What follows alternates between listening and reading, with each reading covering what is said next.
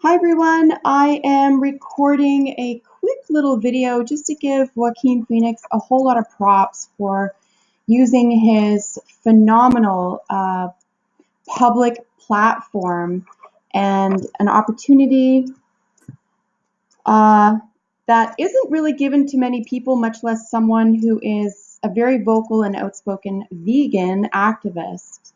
So props to you for using this platform, Joaquin, and also congratulations for your Best Actor win for your performance of Arthur Fleck, our Joker in the movie Joker, which I've seen several times. It's phenomenal. You deserved this award. And you won tons of awards for this, by the way. I think it was BAFTAs and the SAG Awards, and lots of others. So you definitely deserve that. So let me get into exactly why I'm making this video, because it is so phenomenal. It is both inspiring a lot of human rights activists, environmental rights activists, social justice activists who aren't already vegan, for example, to consider where they sit in this discussion. And if you're not vegan, for example, but you ally yourself with other justice or rights issues, why aren't you vegan?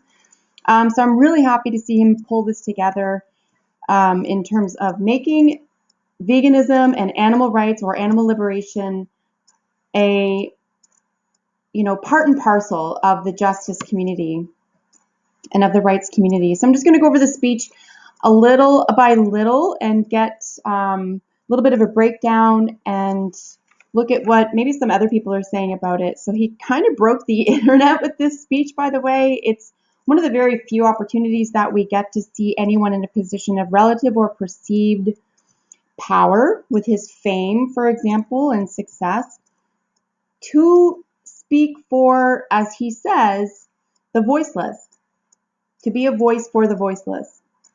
That's an enormous responsibility to place on yourself, and I would say the responsibility comes with the privilege. So again, huge congratulations to this fine man for doing what millions of other people in his position could be doing right now, which is using your fame and your success and your public platform to discuss issues of justice. So let's go through it sort of a little bit at a time. I'm just going to start at the very beginning here, kind of what he was speaking about with, I was waiting for something about veganism. I was waiting to hear him talk about veganism or animal rights somehow, just because through his other awards for the past several months since Joker was released and since the award shows began, he was talking about a variety of other things. He talked about his successor, or him being the successor to this role, and Heath Ledger being a huge hero to him. He talked about other issues important to him. But I was waiting for this. I was waiting for this moment because I knew he was going to win this award. Otherwise, it wouldn't make sense if he hadn't won this award.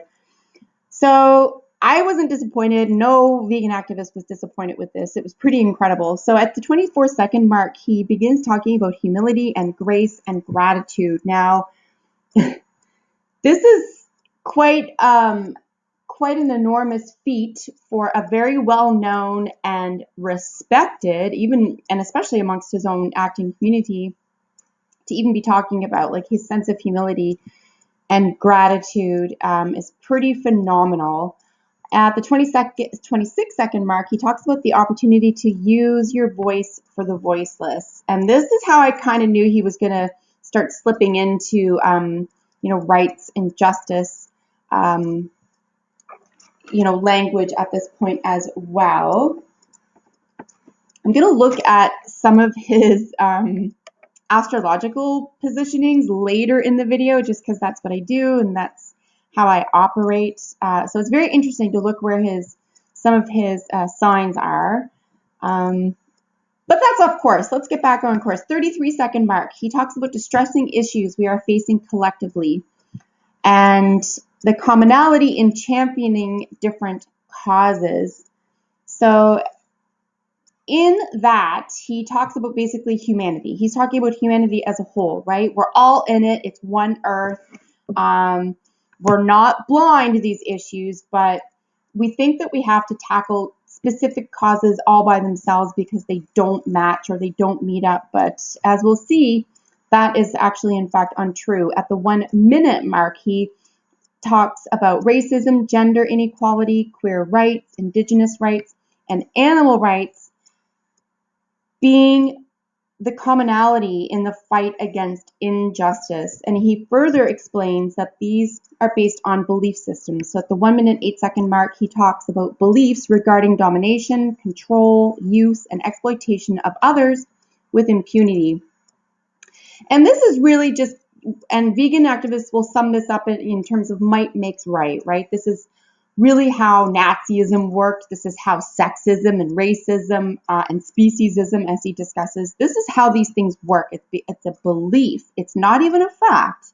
It's a belief that one species, one race, one sex, being, male, as the dominator to the female sex, instead of looking at qualities that we can bring together to complement each other, versus might makes right. It's actually a really weak minded philosophy. If you have to portray strength and dominance over someone else in order to get respect, that's based in fear. That's not based in love. And I think that's where he's coming from here. These beliefs are, by and large, based in fear.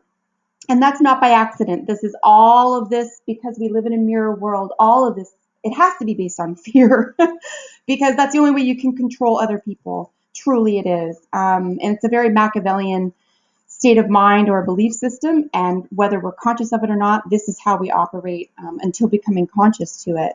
At the 1 minute, 29 second mark, he's discussing the following. We've become very disconnected from the natural world, and many of us are guilty of an egocentric worldview. And he continues, the belief that we're the center of the universe. So again, with beliefs, this is, by and large, this is part and parcel. This is the reasoning. This is the underlying force behind why we do the things we do. And it is a belief system. It truly, truly is. Here, just a few seconds later, he talks about plundering the natural world for its resources. Yes, we do, without a second thought. And then what we do as consumers, by and large, these are my words, obviously, as consumers, what we do is we tend to point the finger, right? We point the finger at oil and gas companies, at meat and dairy industries. We point the finger at, other pollution aggravators, oil spills. We do this for plastics companies. We do this for all sorts of things in our own lives instead of taking responsibility for our role in it. Consumers have the truest power here. So belief that you have no power or belief that you really have the right to exploit someone else, these are the major problems. Those corporations are sort of the result of those beliefs, right? So really importantly, let's move ahead to the 1 minute, 43 second part, which is, I wasn't ready for this, but he flat out says the following. We feel entitled to artificially inseminate a cow, and when she gives birth, we steal her baby. Yes, everyone, it's her baby, guys. We don't own the living. That's slavery. Anyway, I digress. And when she gives birth, we steal her baby, even though her cries of anguish are unmistakable. And then we take her milk that's intended for a calf and we put it in our coffee and cereal. Guys, that is so badass. I can't even express, I even wrote it down. That statement is so badass because it's so shrug. What are you going to do? What are you going to do? Someone gonna take that up with him and say that's not what happens. That's literally what happens. There's no lies detected. It's so cool. Because it's true. He's not even reaching. That's just the reality.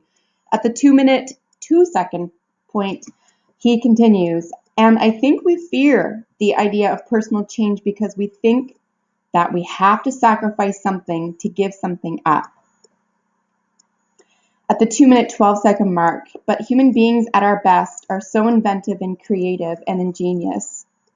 And I think that when we use love and compassion as our guiding principles, we can create, develop, and implement systems of change that are beneficial to all sentient beings and to the environment. Yeah, and this is what it comes down to, right? We can only finger point for so long, everybody, but we, the consumers, because there's hundreds of billions of us, we ultimately have the truest power. And again, this is where the fear factor comes in. People, you fear change, you fear that level of sacrifice. It's not just giving up milk either. A lot of people are going to fear the change that comes with being called names.